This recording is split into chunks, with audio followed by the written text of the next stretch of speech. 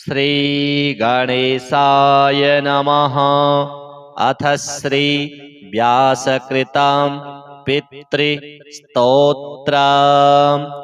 जाबालिरुवाच गुरून् वद महाभागो वेदव्यास जगद्गुरो गुरूणां तारतम्यं च कस्मात् किं फलमुच्यते। व्यास उवाच माता पिता गुरुः श्रेयान् ज्येष्ठभ्राता पितामहः श्वशुरो मातुलश्चैव तथा मातामहः स्मृतः पितुर्ज्येष्ठः कनिष्ठश्च भ्राता ज्येष्ठा निजस्वसा पितुः स्वसा जनन्याश्च स्वसा गुरुजनः स्मृताः पत्न्यः पितामहादीनां तथैव गुरवः स्मृताः एतेषु हि पिता श्रेयान् गुरुरेव महागुरुः पिता धर्मः पिता स्वर्गः पिता हि परमं तपः पितरिप्रीतिमापन्ने प्रीयन्ते सर्वदेवताः पिता यस्य क्वचिद् रुष्टो न तस्य कस्यचिद् गतिः जपोदानं तपो होमः स्नानं तीर्थक्रियाविधिः वृथैव तस्य सर्वाणि कर्माण्यन्यानि कानिचित् करोति सर्वदेवेशं पितरं चानुतप्ययः अनुतापः पितुस्तीव्रं विषं दहति यं सुतं जपादिविफलं तत्र दग्धक्षित्युक्तबीजवत् पित्रर्थे पुण्यकर्माणि कुर्यात् सर्वाणि सत्सुतः तेनाननुमतोऽप्येवं कुर्वन्नेवावसीदति यत्नात्तु पितरं यस्तु कियत् पुण्यं च कारयेत् स तत्पुण्यफलं कोटि गुणमाप्नोत्यसंशयम् शृणु वक्ष्ये पितुः स्तोत्रम् विष्णवे ब्रह्मणोदितं नाभिपद्मोद्भवो येन तुष्टाव पितरं सतं ब्रह्मोवाच ॐ नमः पित्रे जन्मदात्रे सर्वदेवमयाय च सुखदाय प्रसन्नाय सुप्रीताय महात्मने सर्वयज्ञस्वरूपाय स्वर्गाय परमेष्ठिने सर्वतीर्थावलोकाय करुणासागराय च नमः सदाशुतोषाय शिवरूपाय ते नमः सदापराधक्षमिणे सुखाय सुखदाय च दुर्लभं मानुषमिदं येन लब्धं मया वपुः संभावनीयं धर्मार्थे तस्मै पित्रे नमो नमः तीर्थस्नानतपोहोम जपादि यस्य दर्शनं महागुरोश्च गुरवे तस्मै पित्रे नमो नमः यस्य प्रणामस्तवनात् कोटिशः पितृतर्पणम् अश्वमेधशतैस्तुल्यं तस्मै पित्रे नमो नमः इदं स्तोत्रं पितुः पुण्यं यः पठेत् प्रयतो नरः प्रत्यहं प्रातरुत्थाय पितृश्राद्धदिनेऽपि च स्वजन्मदिवसे साक्षात् पितुरग्रे स्थितोऽपि वा न तस्य दुर्लभं किञ्चित् सर्वज्ञतादिवाञ्छितं नानापकर्म कृत्वापि यः स्तौति पितरं सुतः स ध्रुवं प्रविधायैव प्रायश्चित्तं सुखी भवेत् पितुः प्रीतिकरो नित्यं सर्वकर्माण्यथार्हति श्रीपितृदेवार्पणमस्तु। गुरून् वद महाभागो वेदव्यास जगद्गुरो गुरूणां तारतम्यं च कस्मात् किं फलमुच्यते। व्यास उवाच माता पिता गुरुः श्रेयान् ज्येष्ठभ्राता पितामहः श्वशुरो मातुलश्चैव तथा मातामहः स्मृतः पितुर्ज्येष्ठः कनिष्ठश्च भ्राता ज्येष्ठा निजस्वसा पितुः स्वसा जनन्याश्च स्वसा गुरुजनः स्मृताः पत्न्यः पितामहादीनां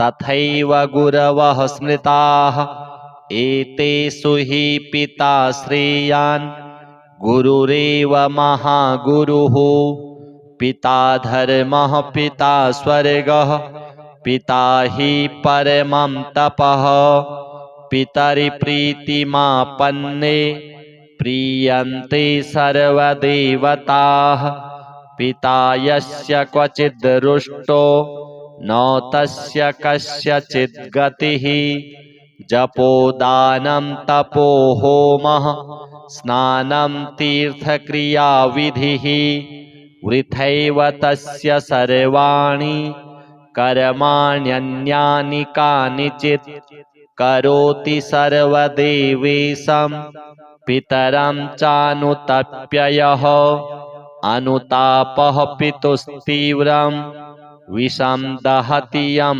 सुतं जपादिविफलं तत्र दग्धक्षित्युक्तबीजवत् पित्रर्थे पुण्यकर्माणि कुर्यात् सर्वाणि सत्सुतः तेनाननुमतोऽप्येवं कुर्वन्नेवावसीदति यत्नात्तु पितरं यस्तु कियत् पुण्यं च कारयेत् स तत्पुण्यफलं कोटि गुणमाप्नोत्यसंशयम् शृणु वक्ष्ये पितुः स्तोत्रम् विष्णवे ब्रह्मणोदितं नाभिपद्मोद्भवो येन तुष्टावपितरं सतं ब्रह्मोवाच ॐ नमः पित्रे जन्मदात्रे सर्वदेवमयाय च सुखदाय प्रसन्नाय सुप्रीताय महात्मने सर्वयज्ञस्वरूपाय स्वर्गाय परमेष्ठिने सर्वतीर्थावलोकाय करुणासागराय च नमः सदाशुतोषाय शिवरूपाय ते नमः सदापराधक्षमिणे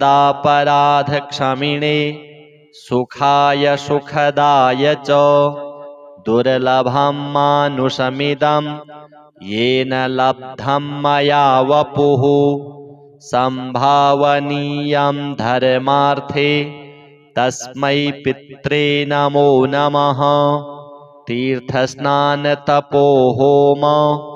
जपादि यस्य दर्शनं महागुरोश्च गुरवे तस्मै पित्रे नमो नमः यस्य प्रणामस्तवनात् कोटिशः पितृतर्पणम् अश्वमेधशतैस्तुल्यं तस्मै पित्रे नमो नमः इदं स्तोत्रं पितुः पुण्यं यः पठेत् प्रयतो नरः प्रत्यहं प्रातरुत्थाय पितृश्राद्धदिनेऽपि च स्वजन्मदिवसे साक्षात् पितुरग्रे स्थितोऽपि वा न तस्य दुर्लभं किञ्चित् सर्वज्ञतादिवाञ्छितं नानापकर्म कृत्वापि यः स्तौति पितरं सुतः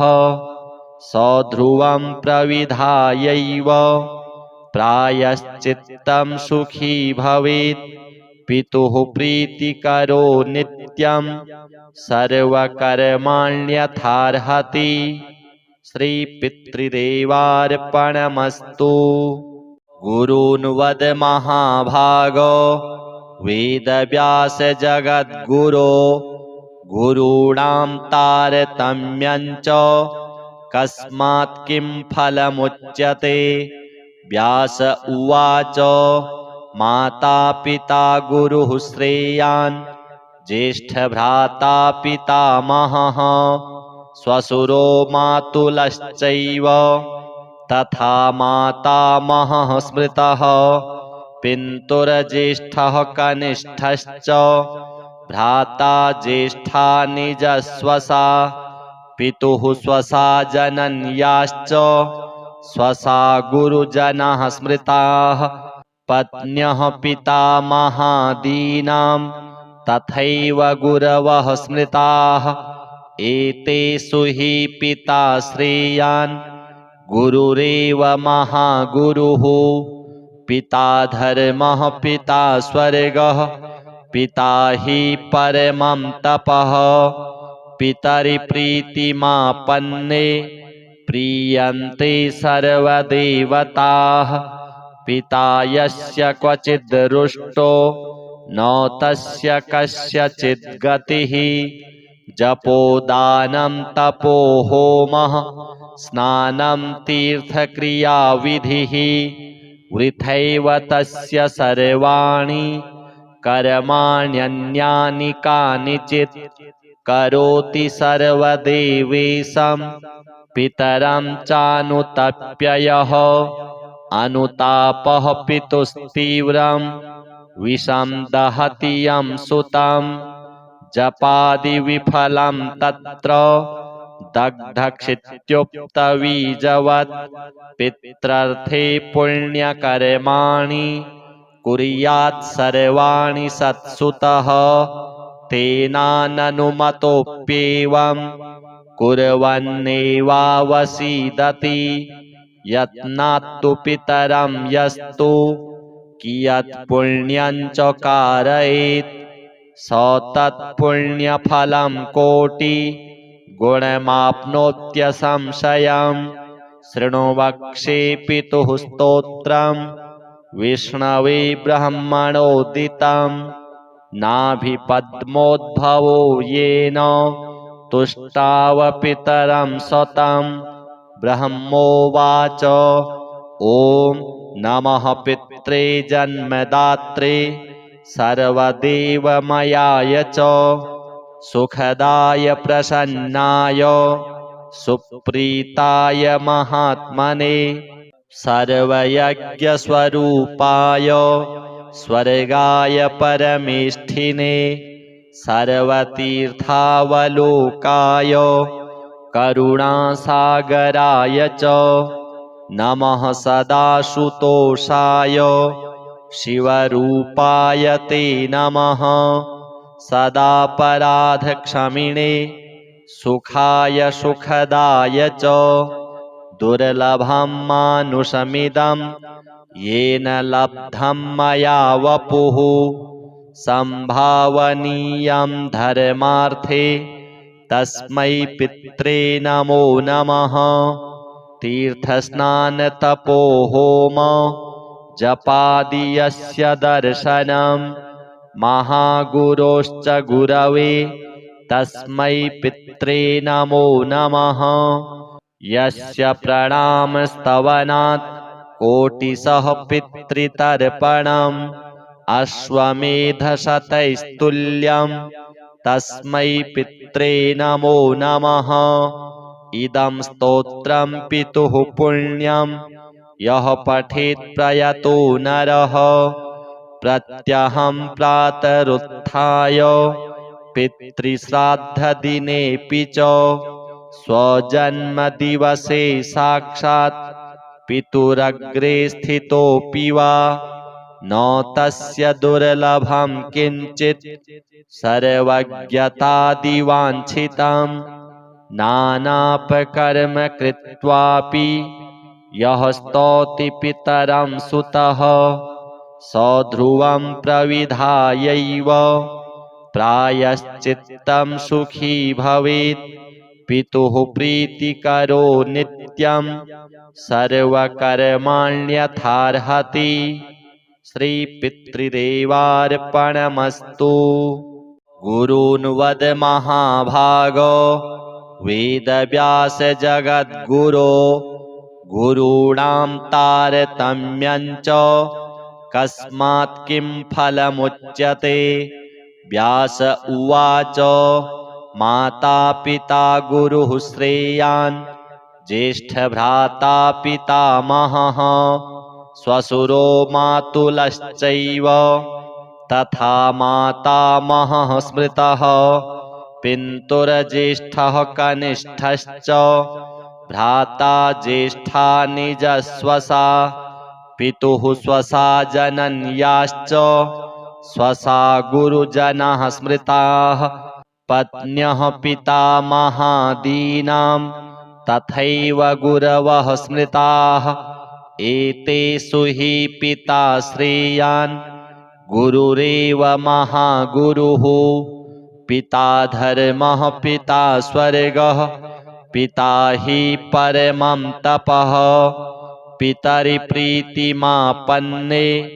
प्रीयन्ते सर्वदेवताः पिता यस्य क्वचिद् रुष्टो न तस्य कस्यचिद् गतिः जपोदानं तपो होमः स्नानं तीर्थक्रियाविधिः वृथैव तस्य सर्वाणि कर्माण्यन्यानि कानिचित् करोति सर्वदेवेशं पितरं चानुतप्ययः अनुतापः पितुस्तीव्रं विषं दहति यं सुतं जपादिविफलं तत्र दग्धक्षित्युक्तबीजवत् पित्रर्थे पुण्यकर्माणि कुर्यात् सर्वाणि सत्सुतः तेनाननुमतोऽप्येवं कुर्वन्नेवावसीदति यत्नात्तु पितरं यस्तु कियत् पुण्यं च कारयेत् स तत्पुण्यफलं कोटि गुणमाप्नोत्यसंशयम् शृणु वक्ष्ये पितुः स्तोत्रम् विष्णवे ब्रह्मणोदितं नाभिपद्मोद्भवो येन तुष्टाव पितरं सतं ब्रह्मोवाच ॐ नमः पित्रे जन्मदात्रे सर्वदेवमयाय च सुखदाय प्रसन्नाय सुप्रीताय महात्मने सर्वयज्ञस्वरूपाय स्वर्गाय परमेष्ठिने सर्वतीर्थावलोकाय करुणासागराय च नमः सदाशुतोषाय शिवरूपाय ते नमः सदापराधक्षमिणे सुखाय सुखदाय च दुर्लभं मानुषमिदं येन लब्धं मया वपुः संभावनीयं धर्मार्थे तस्मै पित्रे नमो नमः तीर्थस्नानतपोहोम जपादि यस्य दर्शनं महागुरोश्च गुरवे तस्मै पित्रे नमो नमः यस्य प्रणामस्तवनात् कोटिशः पितृतर्पणम् अश्वमेधशतैस्तुल्यं तस्मै पित्रे नमो नमः इदं स्तोत्रं पितुः पुण्यं यः पठेत् प्रयतो नरः प्रत्यहं प्रातरुत्थाय पितृश्राद्धदिनेऽपि च स्वजन्मदिवसे साक्षात् पितुरग्रे स्थितोऽपि वा न तस्य दुर्लभं किञ्चित् सर्वज्ञतादिवाञ्छितं नानापकर्म कृत्वापि यः स्तौति पितरं सुतः स ध्रुवं प्रविधायैव प्रायश्चित्तं सुखी भवेत्। पितुः प्रीतिकरो नित्यं सर्वकर्माण्यथार्हति। श्रीपितृदेवार्पणमस्तु। गुरून् वद महाभागो वेदव्यास जगद्गुरो गुरूणां तारतम्यं च कस्मात् किं फलमुच्यते। व्यास उवाच माता पिता गुरुः श्रेयान् ज्येष्ठभ्राता पितामहः श्वशुरो मातुलश्चैव तथा मातामहः स्मृतः पितुर्ज्येष्ठः कनिष्ठश्च भ्राता ज्येष्ठा निजस्वसा पितुः स्वसा जनन्याश्च स्वसा गुरुजनाः स्मृताः पत्न्यः पितामहादीनां तथैव गुरवः स्मृताः एतेषु हि पिता श्रेयान् गुरुरेव महागुरुः पिता धर्मः पिता स्वर्गः पिता हि परमं तपः पितरिप्रीतिमापन्ने प्रीयन्ते सर्वदेवताः पिता यस्य क्वचिद् रुष्टो न तस्य कस्यचिद् गतिः जपोदानं तपो होमः स्नानं तीर्थक्रियाविधिः वृथैव तस्य सर्वाणि कर्माण्यन्यानि कानिचित् करोति सर्वदेवेशं पितरं चानुतप्ययः अनुतापः पितुस्तीव्रं विषं दहति यं सुतं जपादिविफलं तत्र दग्धक्षित्युक्तबीजवत् पित्रर्थे पुण्यकर्माणि कुर्यात् सर्वाणि सत्सुतः तेनाननुमतोऽप्येवं कुर्वन्नेवावसीदति यत्नात्तु पितरं यस्तु कियत् पुण्यं च कारयेत् स तत्पुण्यफलं कोटि गुणमाप्नोत्यसंशयम् शृणु वक्ष्ये पितुः स्तोत्रम् विष्णवे ब्रह्मणोदितं नाभिपद्मोद्भवो येन तुष्टावपितरं सतं ब्रह्मोवाच ॐ नमः पित्रे जन्मदात्रे सर्वदेवमयाय च सुखदाय प्रसन्नाय सुप्रीताय महात्मने सर्वयज्ञस्वरूपाय स्वर्गाय परमेष्ठिने सर्वतीर्थावलोकाय करुणासागराय च नमः सदाशुतोषाय शिवरूपाय ते नमः सदापराधक्षमिणे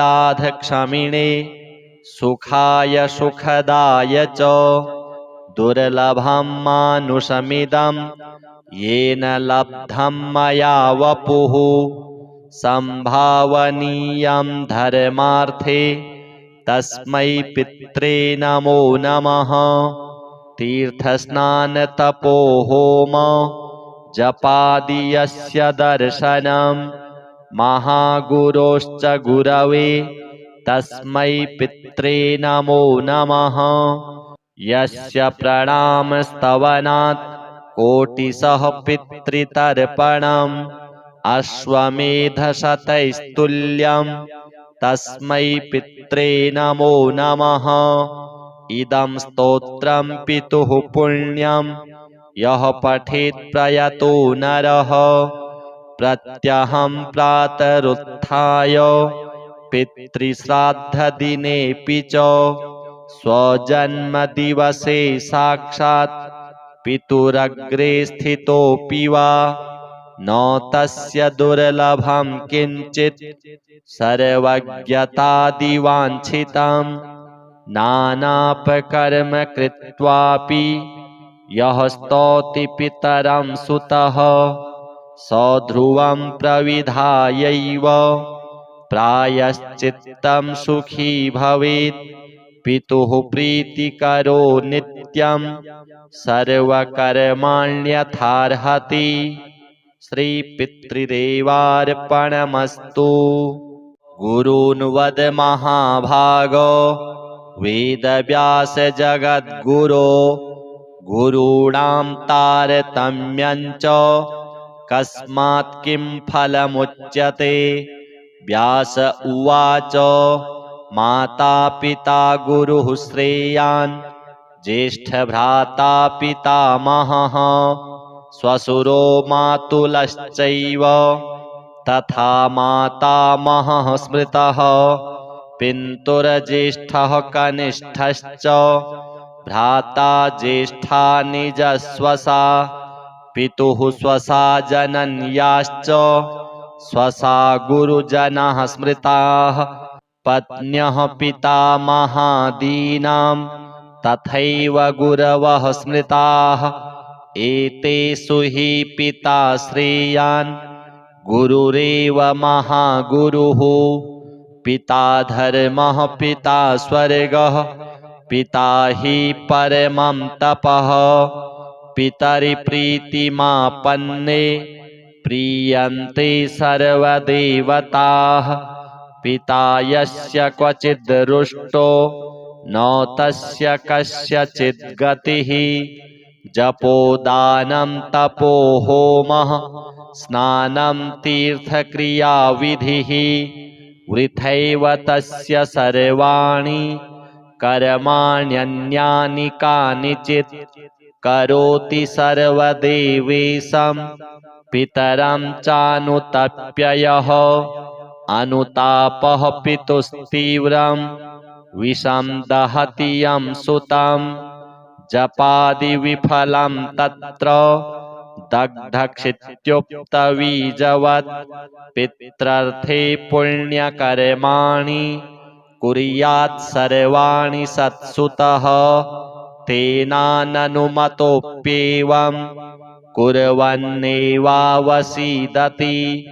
यत्नात्तु पितरं यस्तु कियत् पुण्यं च कारयेत् स तत्पुण्यफलं कोटि गुणमाप्नोत्यसंशयम् शृणु वक्ष्ये पितुः स्तोत्रम् विष्णवे ब्रह्मणोदितं नाभिपद्मोद्भवो येन तुष्टावपितरं सतं ब्रह्मोवाच ॐ नमः पित्रे जन्मदात्रे सर्वदेवमयाय च सुखदाय प्रसन्नाय सुप्रीताय महात्मने सर्वयज्ञस्वरूपाय स्वर्गाय परमेष्ठिने सर्वतीर्थावलोकाय करुणासागराय च नमः सदाशुतोषाय शिवरूपाय ते नमः सदापराधक्षमिणे सुखाय सुखदाय च दुर्लभं मानुषमिदं येन लब्धं मया वपुः संभावनीयं धर्मार्थे तस्मै पित्रे नमो नमः तीर्थस्नानतपोहोम जपादि यस्य दर्शनं महागुरोश्च गुरवे तस्मै पित्रे नमो नमः यस्य प्रणामस्तवनात् कोटिशः पितृतर्पणम् अश्वमेधशतैस्तुल्यं तस्मै पित्रे नमो नमः। इदं स्तोत्रं पितुः पुण्यं यः पठेत् प्रयतो नरः। प्रत्यहं प्रातरुत्थाय पितृश्राद्धदिनेऽपि च स्वजन्मदिवसे साक्षात् पितुरग्रे स्थितोऽपि वा न तस्य दुर्लभं किञ्चित् सर्वज्ञतादिवाञ्छितं। नानापकर्म कृत्वापि यः स्तौति पितरं सुतः स ध्रुवं प्रविधायैव प्रायश्चित्तं सुखी भवेत्। पितुः प्रीतिकरो नित्यं सर्वकर्माण्यथार्हति। श्रीपितृदेवार्पणमस्तु। गुरून् वद महाभागो वेदव्यास जगद्गुरो। गुरूणां तारतम्यं च कस्मात् किं फलमुच्यते। व्यास उवाच माता पिता गुरुः श्रेयान् ज्येष्ठभ्राता पितामहः श्वशुरो मातुलश्चैव तथा मातामहः स्मृतः। पितुर्ज्येष्ठः कनिष्ठश्च भ्राता ज्येष्ठा निजश्वसा। पितुः स्वसा जनन्याश्च स्वसा गुरुजनाः स्मृताः। पत्न्यः पितामहादीनां तथैव गुरवः स्मृताः। एतेषु हि पिता श्रेयान् गुरुरेव महागुरुः। पिता धर्मः पिता स्वर्गः पिता हि परमं तपः। पितरिप्रीतिमापन्ने प्रीयन्ते सर्वदेवताः। पिता यस्य क्वचिद् रुष्टो न तस्य कस्यचिद् गतिः। जपोदानं तपो होमः स्नानं तीर्थक्रियाविधिः। वृथैव तस्य सर्वाणि कर्माण्यन्यानि कानिचित्। करोति सर्वदेवेशं पितरं चानुतप्ययः। अनुतापः पितुस्तीव्रं विषं दहति यं सुतं। जपादिविफलं तत्र दग्धक्षित्युक्तबीजवत्। पित्रर्थे पुण्यकर्माणि कुर्यात् सर्वाणि सत्सुतः। तेनाननुमतोऽप्येवं कुर्वन्नेवावसीदति। यत्नात्तु पितरं यस्तु कियत् पुण्यं च कारयेत् स तत्पुण्यफलं कोटि गुणमाप्नोत्यसंशयम्। शृणु वक्ष्ये पितुः स्तोत्रं विष्णवे ब्रह्मणोदितं। नाभिपद्मोद्भवो येन तुष्टाव पितरं सतं। ब्रह्मोवाच ॐ नमः पित्रे जन्मदात्रे सर्वदेवमयाय च सुखदाय प्रसन्नाय सुप्रीताय महात्मने सर्वयज्ञस्वरूपाय स्वर्गाय परमेष्ठिने सर्वतीर्थावलोकाय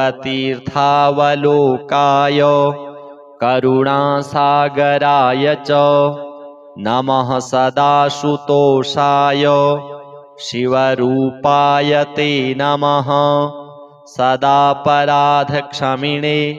सुखाय सुखदाय च दुर्लभं मानुषमिदं येन लब्धं मया वपुः संभावनीयं धर्मार्थे तस्मै पित्रे नमो नमः।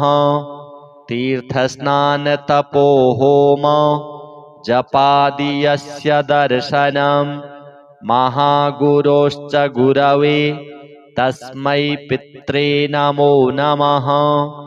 यस्य प्रणामस्तवनात् कोटिशः पितृतर्पणम् अश्वमेधशतैस्तुल्यम् तस्मै पित्रे नमो नमः।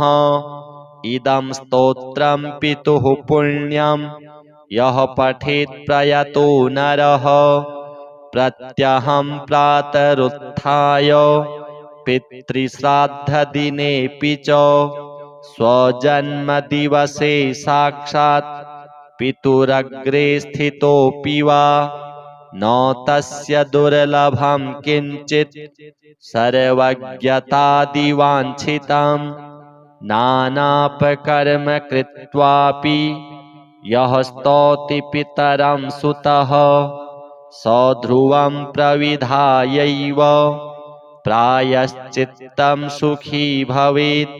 पितुः प्रीतिकरो नित्यं सर्वकर्माण्यथार्हति। श्रीपितृदेवार्पणमस्तु। गुरून् वद महाभागो वेदव्यास जगद्गुरो गुरूणां तारतम्यं च कस्मात् किं फलमुच्यते। व्यास उवाच माता पिता गुरुः श्रेयान् ज्येष्ठभ्राता पितामहः श्वशुरो मातुलश्चैव तथा मातामहः स्मृतः पितुर्ज्येष्ठः कनिष्ठश्च भ्राता ज्येष्ठा निजस्वसा पितुः स्वसा जनन्याश्च स्वसा गुरुजनाः स्मृताः पत्न्यः पितामहादीनां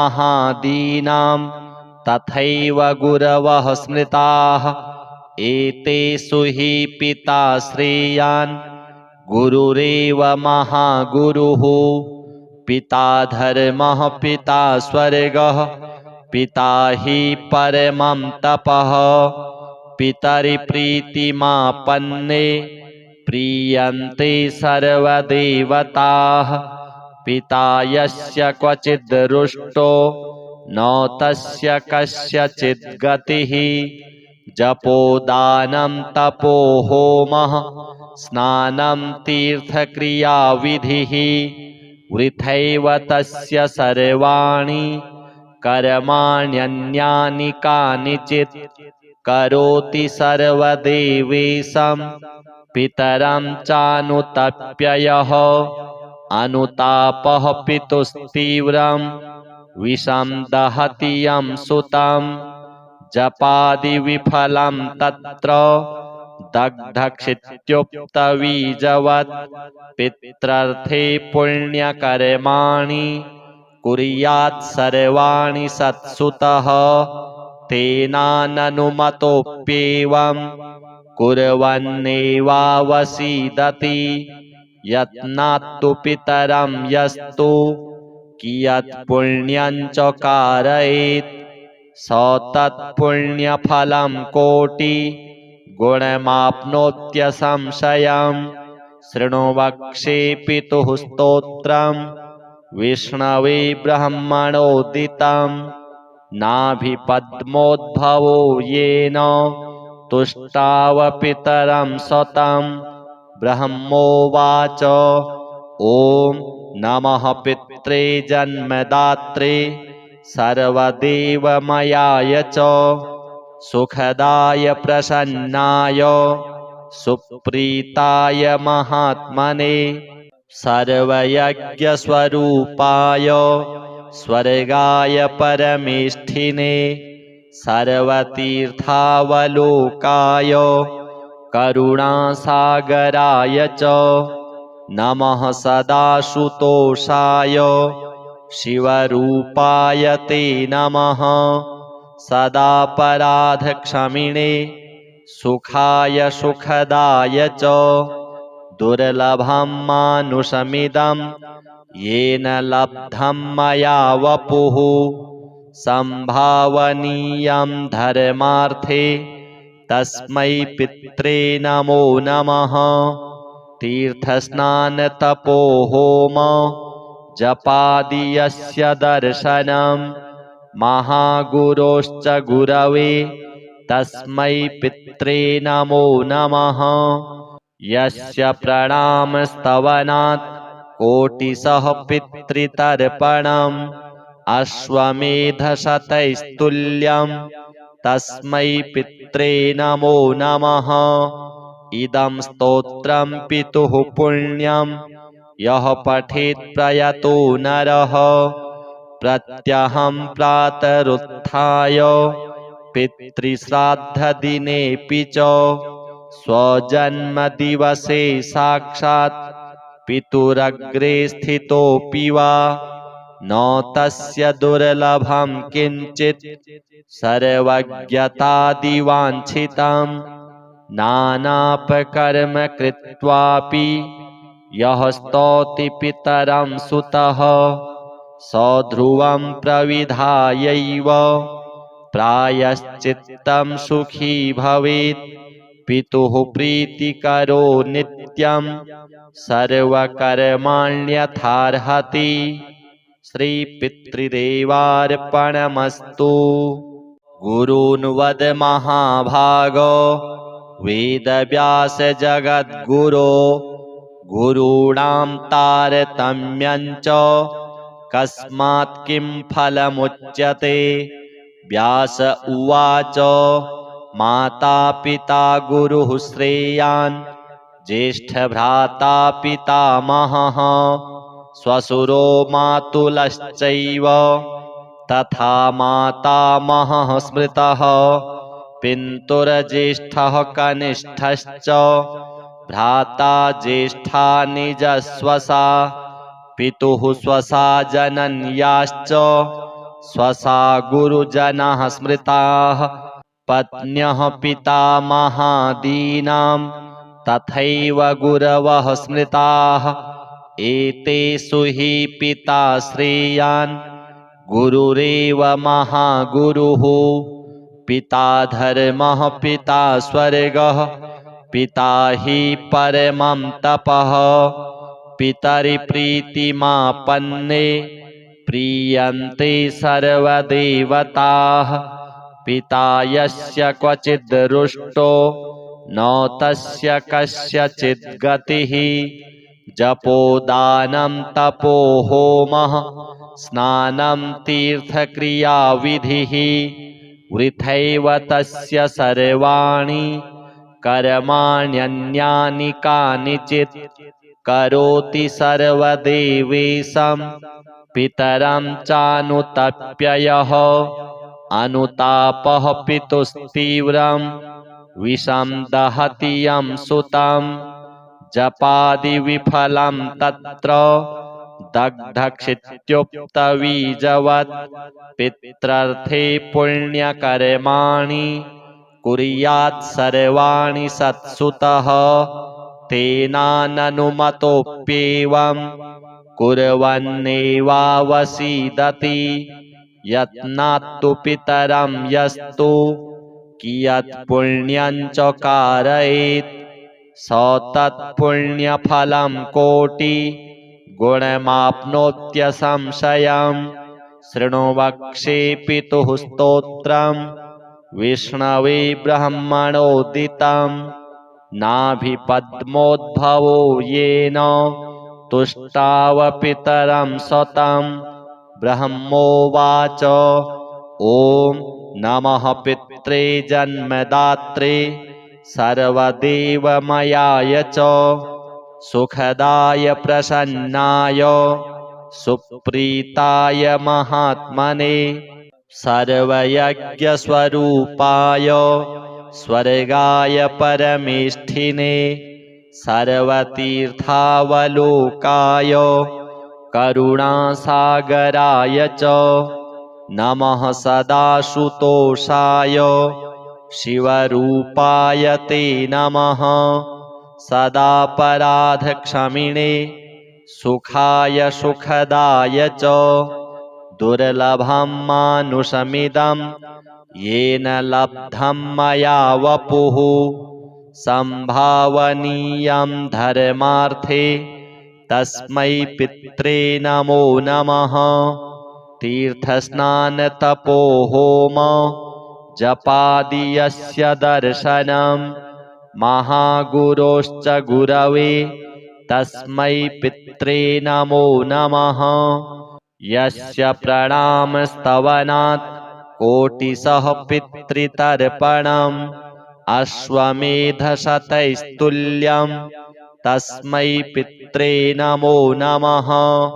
इदं स्तोत्रं पितुः पुण्यं यः पठेत् प्रयतो नरः प्रत्यहं प्रातरुत्थाय पितृश्राद्धदिनेऽपि च स्वजन्मदिवसे साक्षात् पितुरग्रे स्थितोऽपि वा न तस्य दुर्लभं किञ्चित् सर्वज्ञतादिवाञ्छितम् नानापकर्म कृत्वापि यः स्तौति पितरं सुतः स ध्रुवं प्रविधायैव प्रायश्चित्तं सुखी भवेत्। पितुः प्रीतिकरो नित्यं सर्वकर्माण्यथार्हति। श्रीपितृदेवार्पणमस्तु।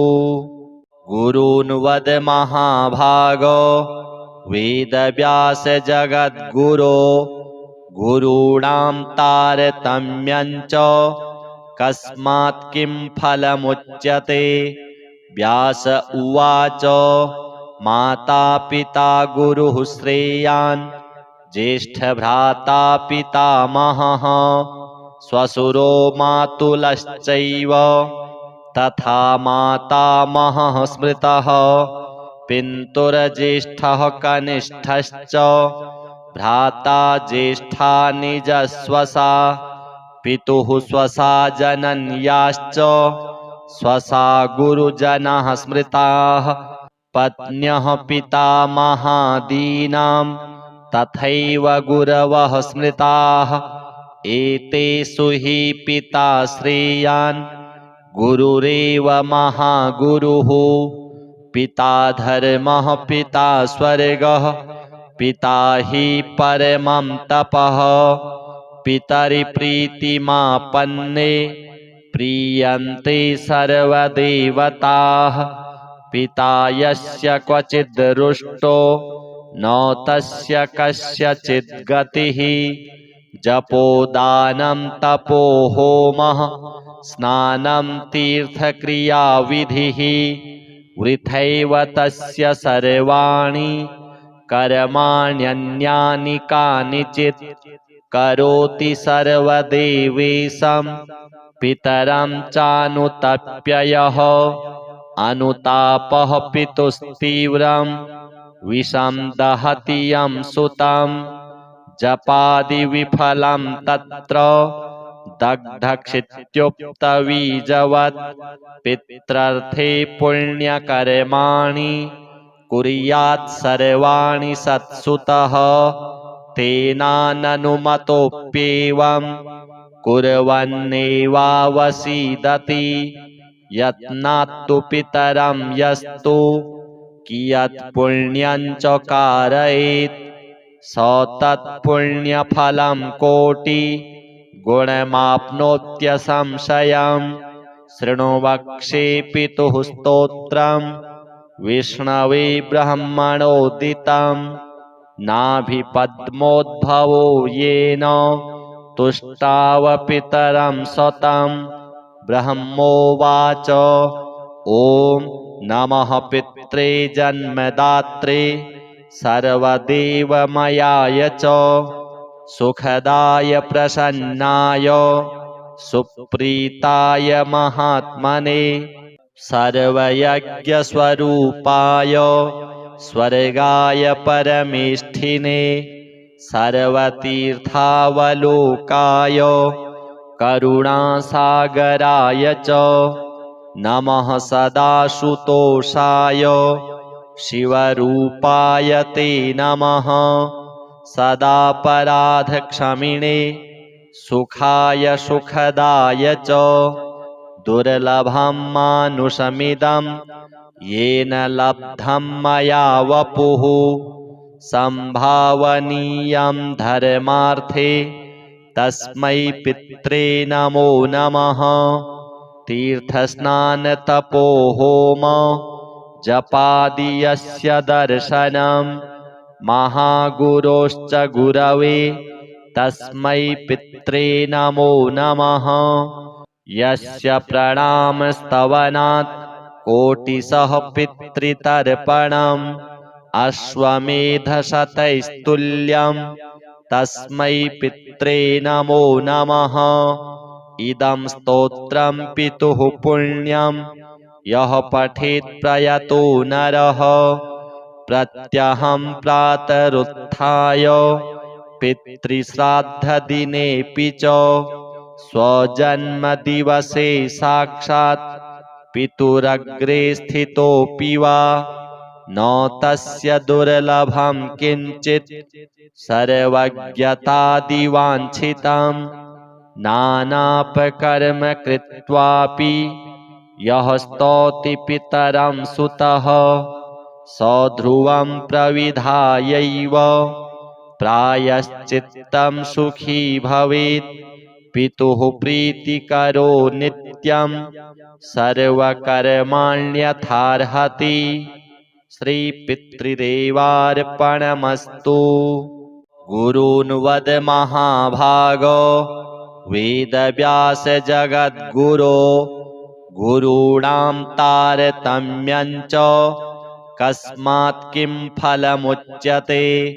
व्यास उवाच माता पिता गुरुः श्रेयान् ज्येष्ठभ्राता पितामहः श्वशुरो मातुलश्चैव तथा मातामहः स्मृतः।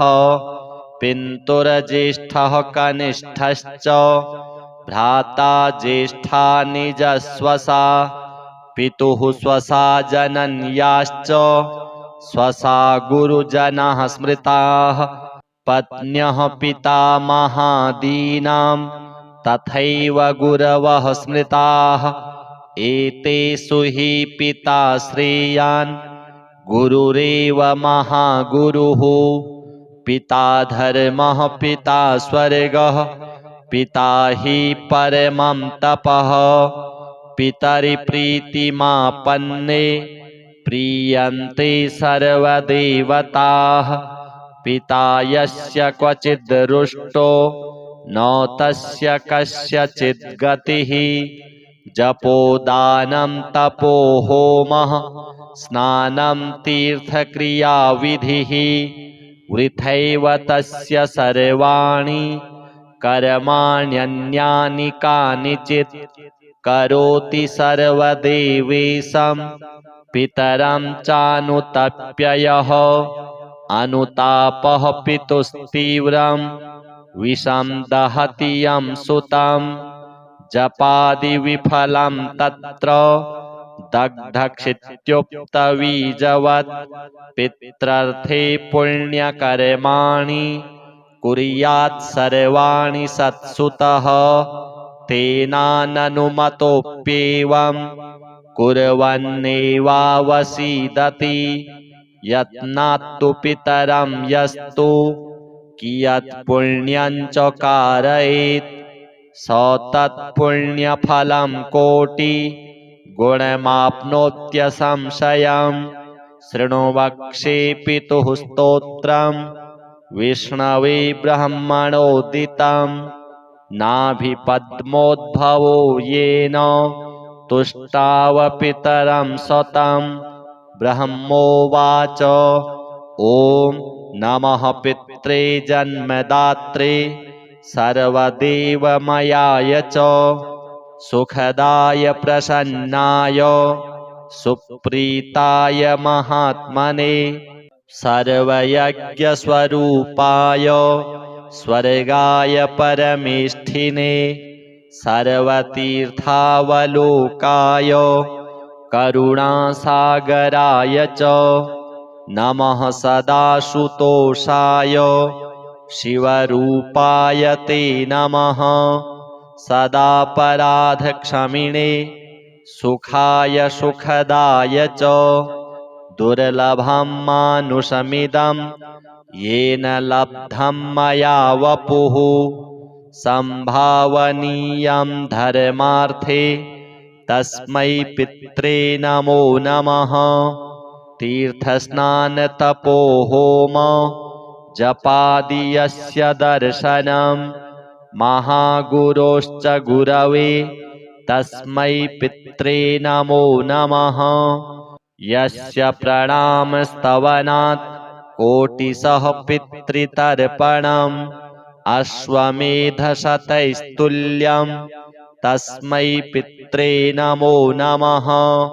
इदं स्तोत्रं पितुः पुण्यं यः पठेत् प्रयतो नरः प्रत्यहं प्रातरुत्थाय पितृश्राद्धदिनेऽपि च स्वजन्मदिवसे साक्षात् पितुरग्रे स्थितोऽपि वा न तस्य दुर्लभं किञ्चित् सर्वज्ञतादिवाञ्छितं नानापकर्म कृत्वापि यः स्तौति पितरं सुतः स ध्रुवं प्रविधायैव प्रायश्चित्तं सुखी भवेत्।